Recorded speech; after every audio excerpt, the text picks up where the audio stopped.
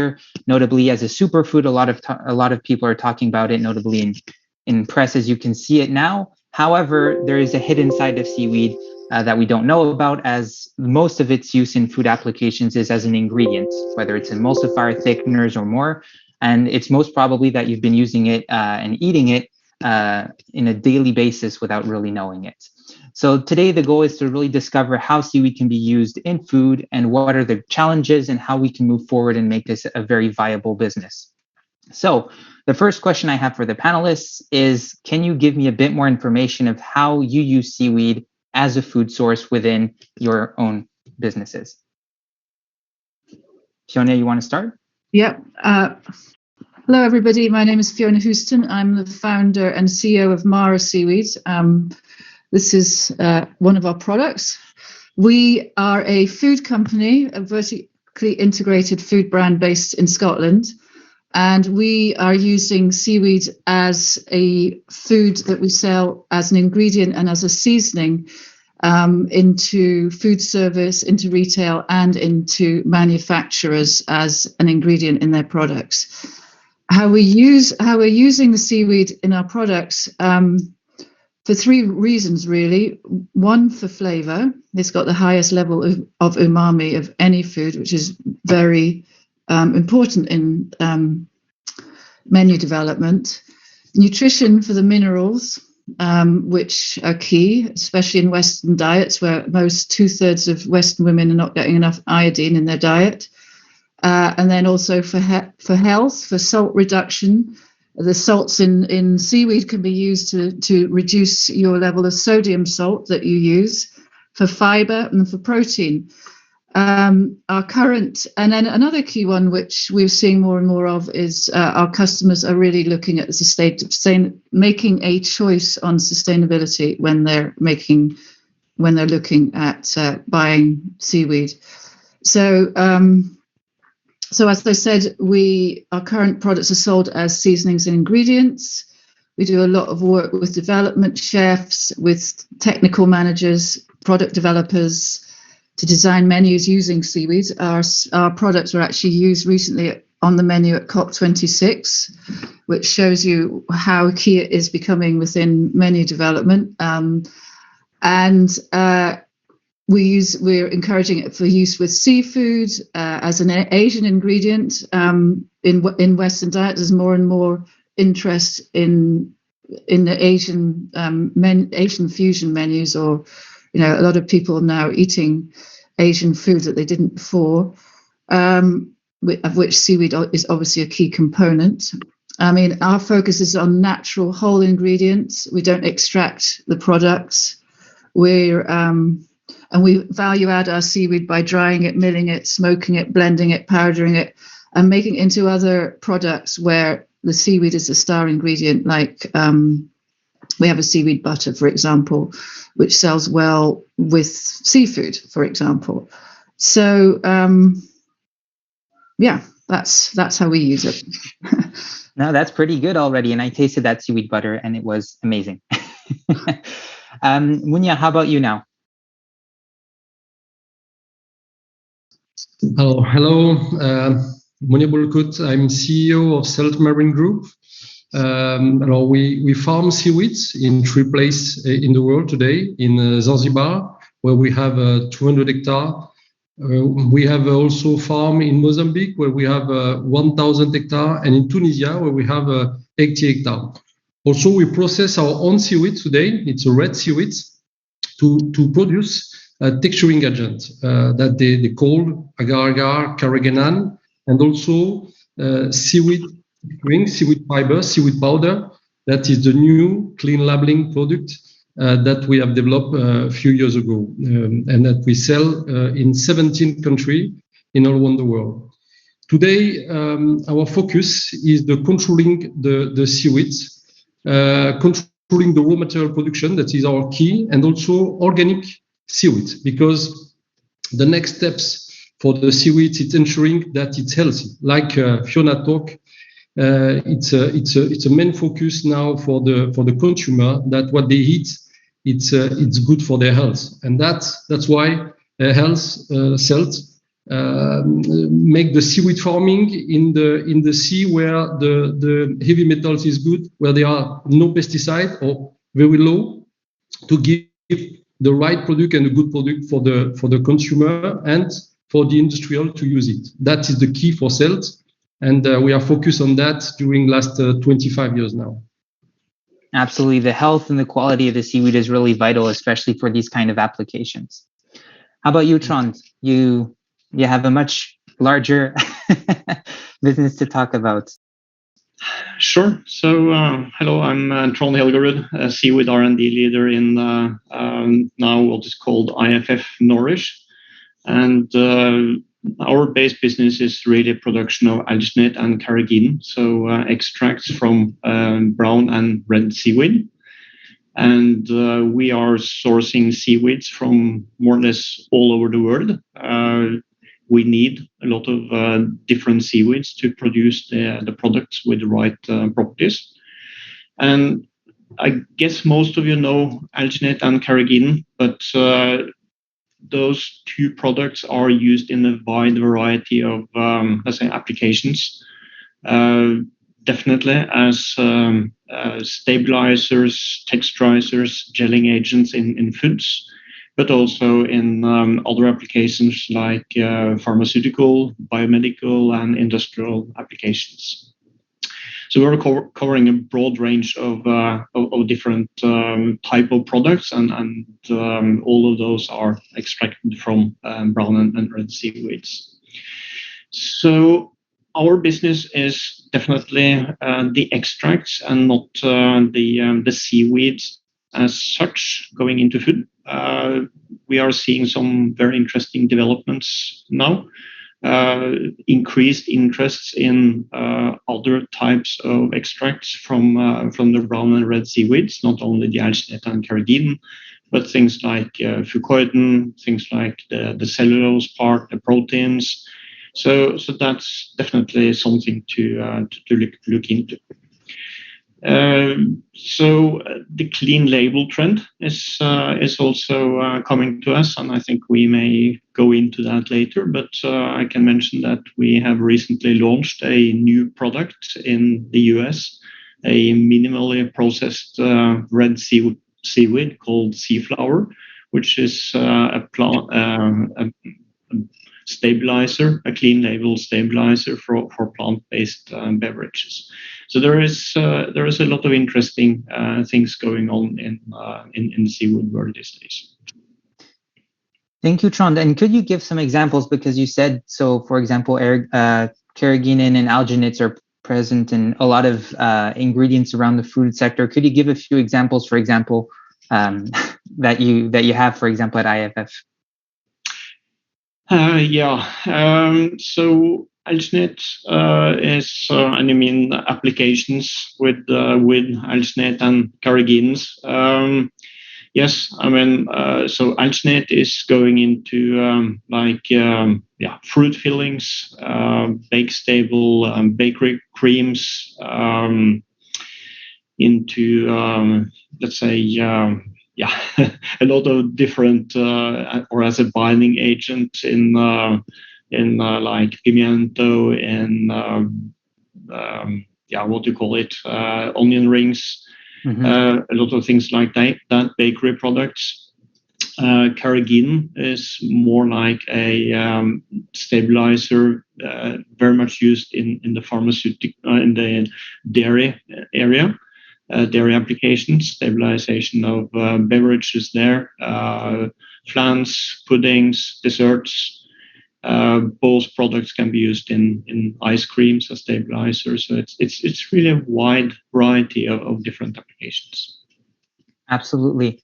And so this brings me to the next big question of this conversation. Today, a lot of people are thinking that seaweed is an emerging sector that just appeared 10 years ago, that it's just young, it's just burgeoning in the Western countries. However, this is just not the case. It's been here for several decades now. There's a lot of expertise that's been done, whether it's in research or directly in the industry. And so how can all of you kind of assess this element? Trond, I'll let you start because, of course, Dupont IFF have been there for a very long time. So can you describe exactly how the transition and the evolution of the seaweed space has been done in the past several decades? Yeah, I mean, so we have been in the seaweed industry for 17 plus years, and the bulk part of that has really been with a focus on alginate and carrageenan.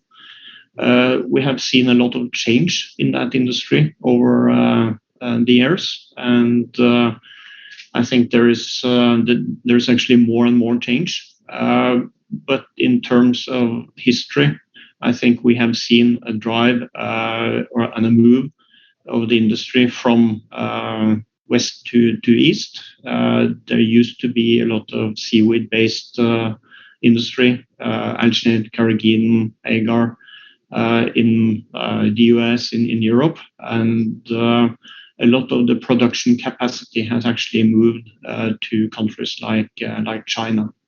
So that, of course, has really impacted the industry.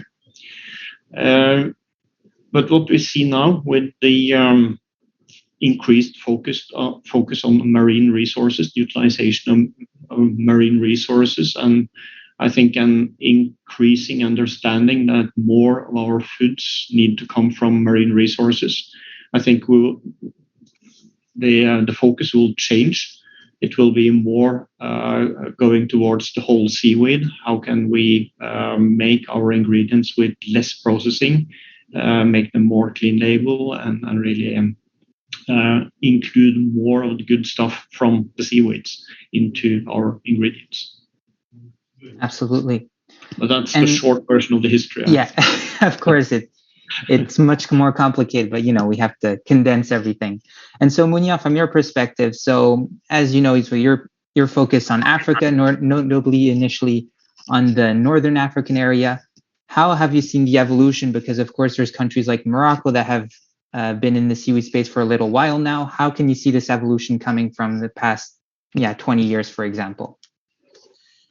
Oh, the big difference that now we have invested 25 years ago, that I have made the report with my professor at this period, is the big chemical producer at this period use until now for many of them, it is the trader, it is the farmers.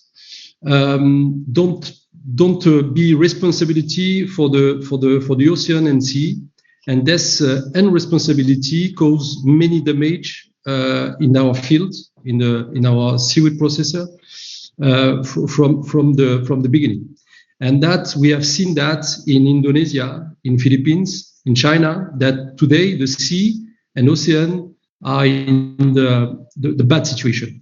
That's why I begin with this situation, okay?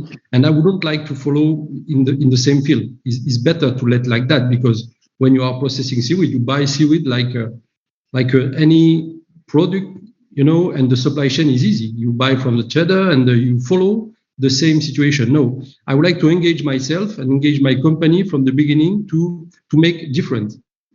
What we have decided, we have today to ask concession.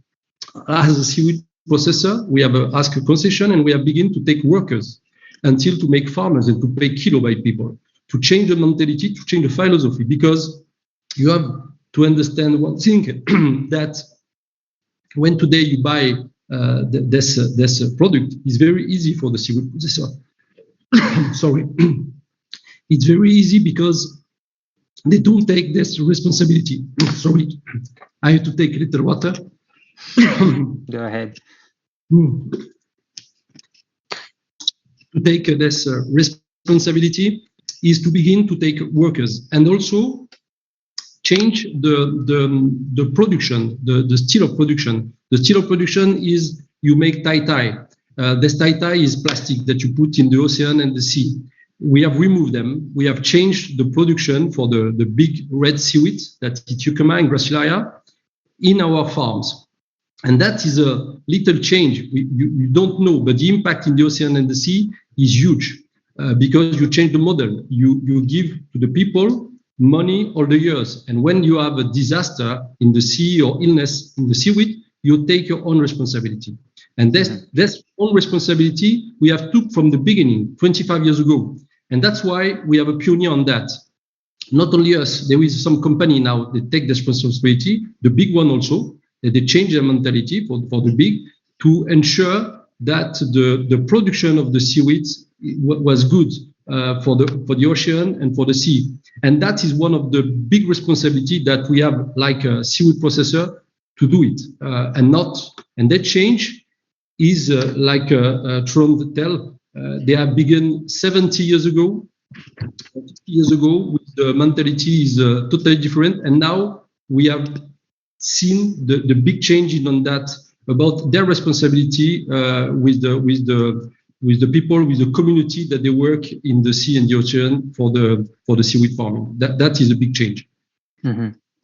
Okay, yeah, it's in motion. You know, it's in perpetual evolution. And for example, for the final case we're going to go on, you know, in Scotland, Fiona, it's a very old industry. It's been in evolution for several years now, and you're kind of at that tipping point in that change where today it's kind of shedding a new skin. So could you elaborate a bit more on this new transition, for example, specifically in Scotland?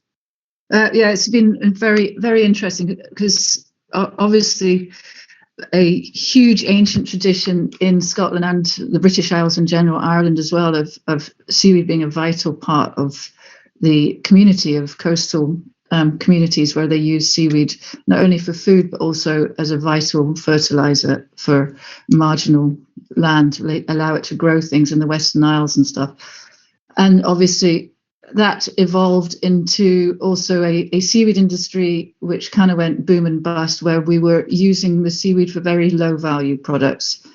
And now what we're seeing is a transition from thinking about seaweed as a low value commodity used in biofuels or whatever into premium, you know, into seaweed as a premium resource. There is a mix, as a transition. We started off just sustainably wild harvesting. We have an aquaculture license, which we've had for 10 years now, to wild harvest seaweed, because the growth of the aquaculture sector was very, very much in its infancy. So there's been a lot of, you know, some seaweed companies in Scotland harvesting what mostly Ascophyllum nodostrum for several decades now. We were focusing very much on the high value, high flavor seaweeds for food, and we're now seeing it's still very nascent in Scotland, but there's been a lot of more focus on it now, even since I felt that when we first started 10 years ago, there was really very little happening. And when I started talking about seaweed for food, everyone thought it was something, this crazy lady. But now it is changing. There's a lot of seaweed interest in seaweed. There's a lot of people wanting to set up seaweed farms. We have just scaled up our processing facility. And so what the challenge now is at the start of any new and relatively new industry, is how we get all of the different elements of the industry right so that we can give the customer what they really want. But I think it's a very exciting time, and the Scottish government is also really starting to get behind it and see how we can make a transition, and how important it is for a marine economy that is where the fishing industry is, you know, struggling, where seaweed can really add something to local economies and something new. Absolutely. You're exactly right that despite all this growth, there's still a lot of barriers we need to face. And so this brings me to the next topic of this discussion is, what are the big barriers that you see? So Trond, at the beginning, you mentioned that, consumers are more and more aware that they're looking for more sustainable, more transparent products.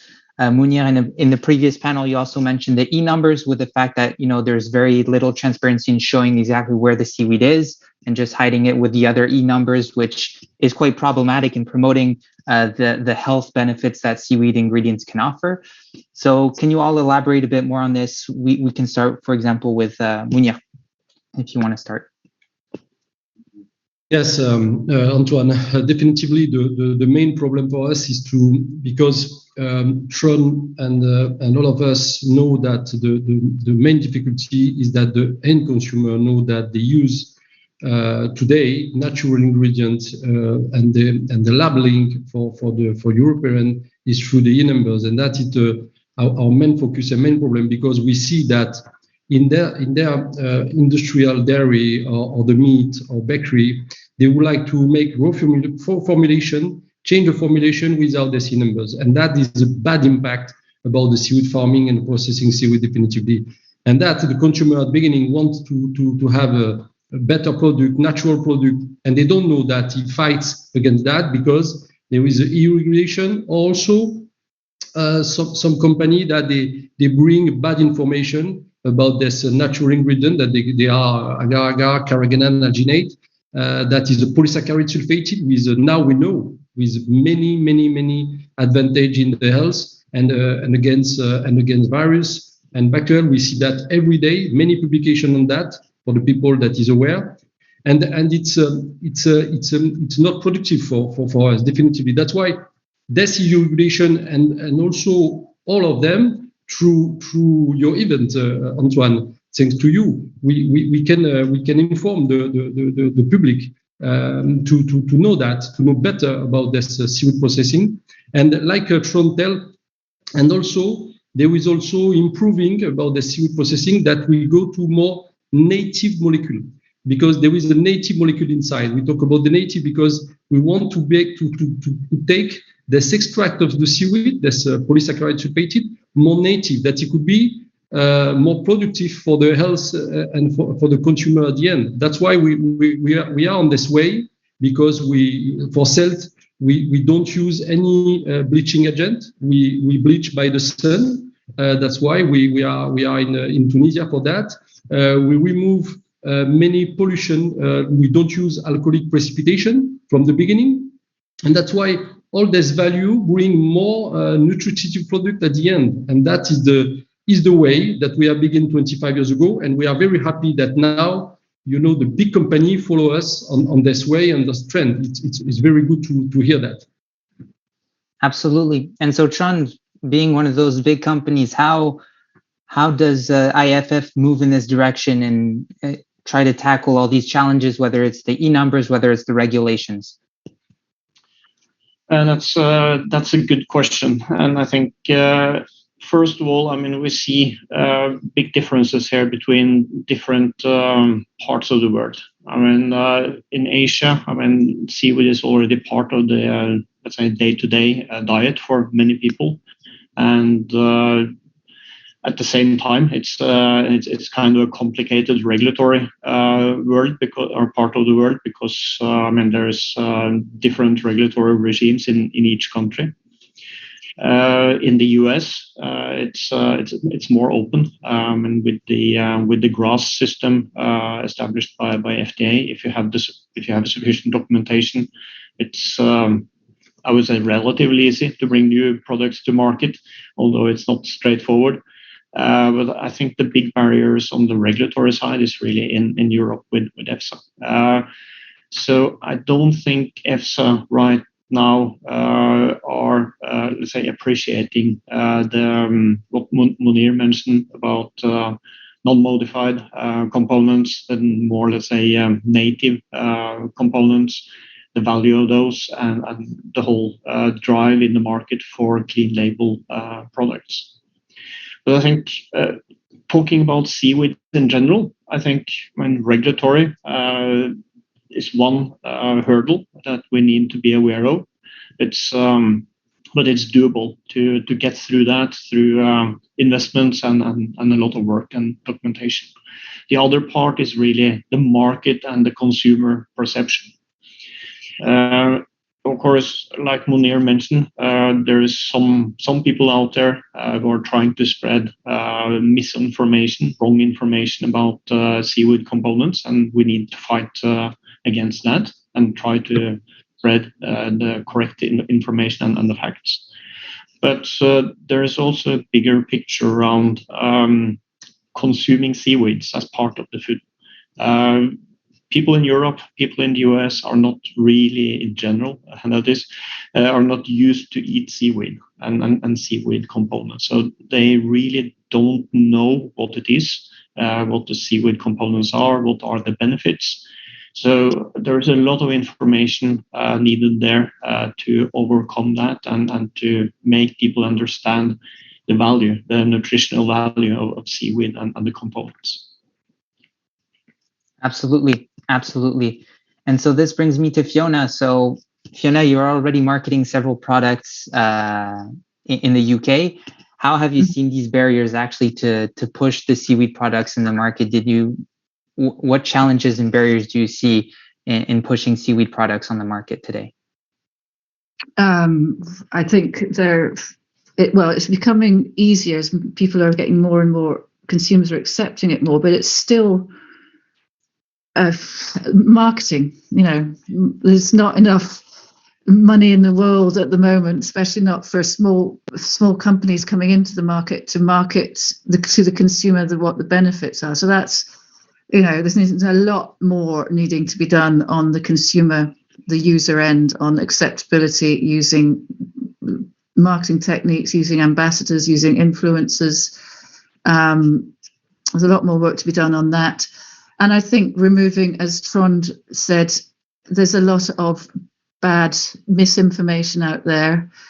You've got, the World Health Organization since 1992 has identified iodine as a major deficiency in the diet of Western diet, and it's becoming more and more so as more people go purely plant-based. There's a whole bunch of the iodine deficiency is a problem already, and it's going to continue to be so. But we've got a NRV which is something like 100 times lower than it is in Japan, and that's just a complete illogical mismatch, and I think would also help. So there's a lot of amazing things about seaweed that there is so much. Sometimes there's so much amazing things to say. It's difficult to pin it down to one thing, and I think that's also some of the challenges. There's so many nutritional health benefits, all these sustainability benefits of seaweed that the consumer just doesn't know about. It needs like a massive public education campaign. In Britain, you used to get free school milk because we had a calcium deficiency, and now I think we need free school seaweeds for iodine deficiency and nutritional. It's that big a deal, and I think there's just so much more education and marketing that needs to go on all sorts of levels. Absolutely. Marketing is important, but we also need to keep in mind that, there's the double-edged sword of marketing where sometimes we oversell, and it's also important to remain in the truth of what needs to be said. Absolutely. Of course, we can fall on the other side yeah, where there's too much hype, as a lot of people say today. And so for all of you panelists, this will be the final question before the closing remarks, is how can we facilitate this? What could be the next steps? What should be the next actions to take in order to facilitate the acceptance of seaweed by consumers, facilitate the new legislation, new regulations by governments? Who would like to start? Trond, do you want to go first? Or Fiona? Go ahead, Fiona. No, Trond, off you go. Okay. Okay, I can try to start there. I mean, there is I think there is so much to say about that, so I'll try to be short. I think, like you mentioned, it's really about let's say producing good science. It's about getting a lot of research done on seaweed and the safety of seaweed. I think we need to be open that some seaweeds contain maybe too much iodine. there may be some or too much heavy metals in some seaweed. So I think some of the technical challenges is really to kind of modulate that and make sure the seaweed is safe as food. But I think it's really about starting to get the information and the facts out there. It's about marketing budgets. It's about making the slow moves, showing seaweed on TV, talking about the ingredients and how seaweed components have been used for many, many years. There's a long history. This is not really something new.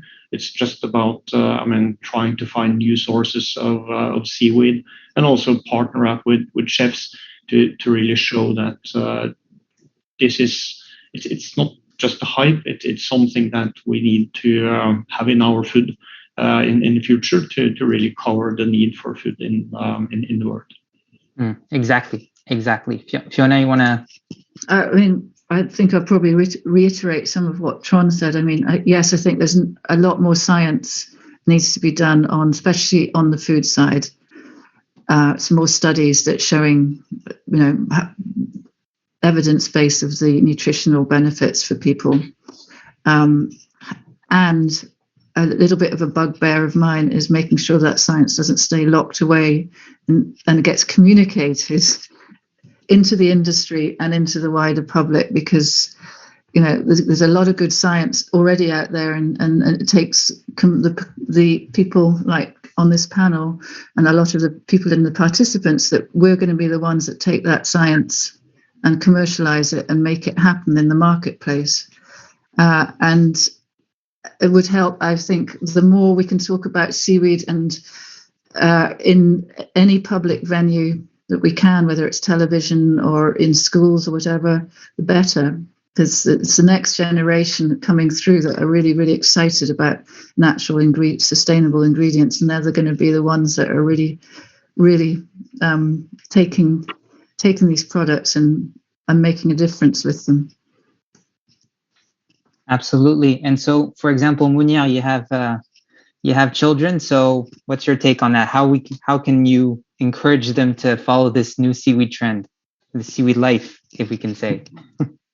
This morning I heard in the radio, in French radio, that the Minister of Energy, the new one, tell that his son asked her, please do anything for the future to reduce the CO2.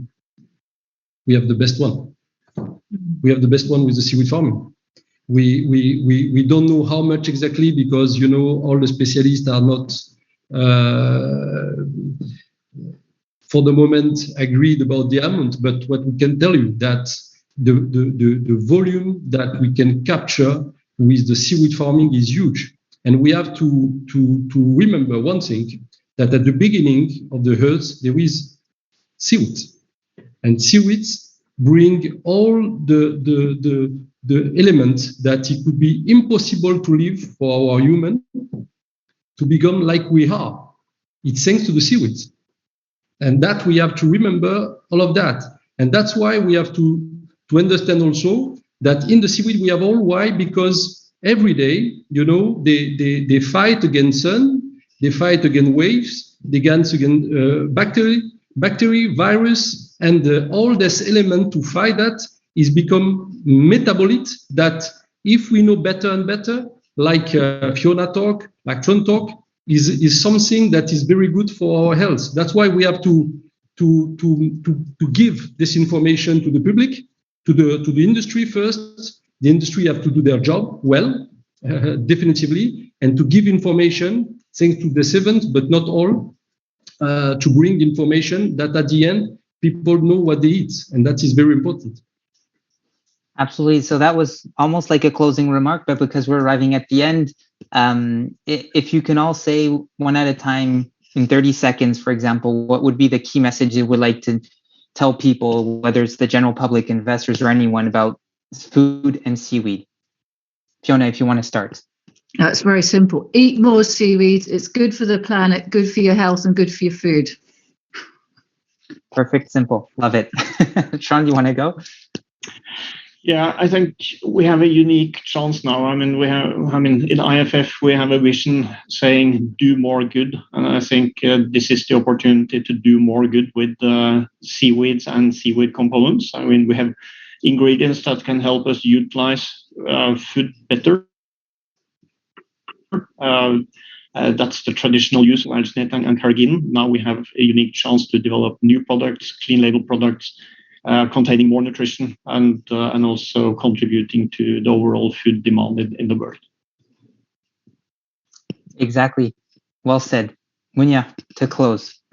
Yeah, thanks for that. Now, definitely, like Fiona talk and Trond talk, the future is on the sea, is in the ocean, and in the ocean, the most composition is seaweeds. And that's why now definitively we have cultivate, land during many years, and we have put many toxicity in our lands. In the seaweed, you don't need anything to put to grow. That's why is the perfect product for the future, and that's why we have to invest on this way. Exactly. So listen, thank you very much, all three of you, for being here today. For everyone watching, you can continue the conversation within directly the VFair platform. There's the exhibit hall where you can meet other companies in the seaweed space. You can directly do some chat as well. Feel free to explore everything and even discover as well Seaweed First, which has a special dedicated area. So feel free to look at it. Thank you very much. And let's make seaweed the next delicious food of the future.